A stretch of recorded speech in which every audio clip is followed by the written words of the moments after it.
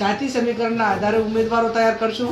ગુજરાતમાં સ્થાનિક સ્વરાજ્યની ચૂંટણી નજીક આવી રહી છે અને તમામ પાર્ટીઓએ આ વિશે તૈયારી કરવાનું શરૂ કરી દીધું છે, પરંતુ હવે એવું લાગી રહ્યું છે કે સ્થાનિક સ્વરાજ્ય જેવી ચૂંટણીમાં પણ કોંગ્રેસ ભાજપની દીવાદાંડીએ આગળ વધી રહી છે, કારણ કે ગેનીબેન જેવા દિગ્ગજ નેતાઓ હવે સ્થાનિક સ્વરાજ્યની ચૂંટણીમાં ભાજપની રણનીતિ વાપરી રહ્યા છે।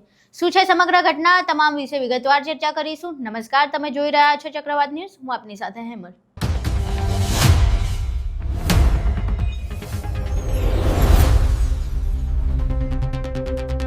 સ્થાનિક સ્વરાજ્યની ચૂંટણી નજીક આવી રહી છે ત્યારે ગેનીબેને બનાસકાંઠામાં કોંગ્રેસની તૈયારી વિશે વાત કર્યું છે।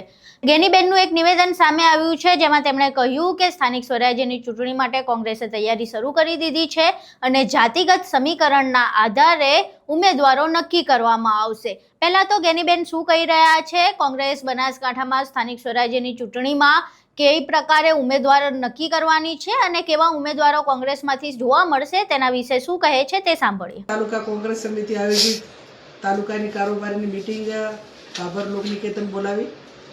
એમાં વર્તમાન સમયમાં જે જિલ્લા અને તાલુકા પંચાયતની ચૂંટણી આવે એમાં જે ઉમેદવારો ચૂંટણી લડવા માગતા હોય, જાતિ સમીકરણ અને ભૂતકાળની અંદર અનેક વખત જ્યારે ચૂંટણી લડ્યા ત્યારે ભાભર તાલુકાની અંદર કોંગ્રેસ જીતી ગઈ અને આ વખતે પણ જિલ્લા તાલુકા પંચાયત જે 3 જિલ્લા પંચાયત છે, 18 તાલુકા પંચાયત છે, અમે બધા આગેવાનો સાથે મળીને જાતિ સમીકરણના આધારે ઉમેદવારો તૈયાર કરશું અને જ્યારે પણ સરકાર ચૂંટણીની જાહેરાત કરે એ ટાઈમે ચૂંટણી લડવા માટે કોંગ્રેસ પક્ષ અને કોંગ્રેસના કાર્યકરો સક્ષમ છે અને આ વખતે પણ અમે ચૂંટણી જીતી અને લોકોએ જે અમારા ઉપર ભરોસો મૂક્યો એ તમામ નાના મોટા કામો અમારા કાર્યકરો કાયમી કરે છે ને આવનાર સમયમાં કરશે।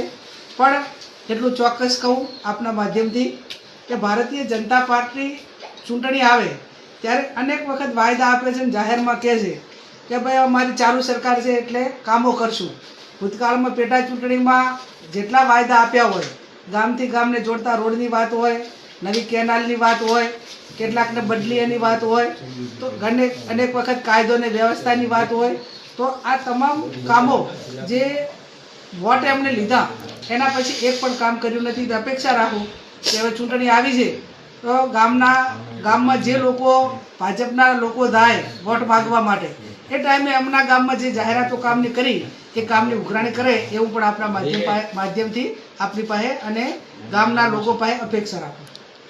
અહીં તમે ગેનીબેનનું નિવેદન સાંભળ્યું, જેમાં તેમણે કહ્યું કે સ્થાનિક સ્વરાજ્યની ચૂંટણીમાં જાતિગત સમીકરણોના આધારે ઉમેદવારો નક્કી કરવામાં આવશે, પરંતુ હવે પ્રશ્ન એ થઈ રહ્યો છે કે કોંગ્રેસ છેલ્લા ઘણા સમયથી એવું કહે છે, પોતાની ચૂંટણીમાં પણ એવું કહે છે, પ્રચાર પ્રસારમાં, તેમજ કોંગ્રેસના દિગ્ગજ નેતાઓ પણ એવું કહે છે કે અમે તો લોકોના કામ કરીએ અને કામના આધારે ચૂંટણીમાં વોટ મેળવીએ છીએ અને ભાજપ પોતાના એક અલગ જે વ્યૂહરચના છે, રણનીતિ છે, એના કારણે જાણીતી છે। ભાજપ જ્યારથી ચૂંટણીઓ જીતે છે ત્યારથી તેની વ્યૂહરચના જાતિગત સમીકરણો અને ધર્મના આધારે હોય છે, પરંતુ કોંગ્રેસ સતત એવું કહેતી સાંભળવા મળે છે કે અમે જાતિવાદ નથી કરતા, જાતિગત સમીકરણોના આધારે અમે ચૂંટણીઓ નથી લડતા, અમે વિકાસના કામના આધારે ચૂંટણીઓ લડીએ છીએ અને જીતીએ છીએ।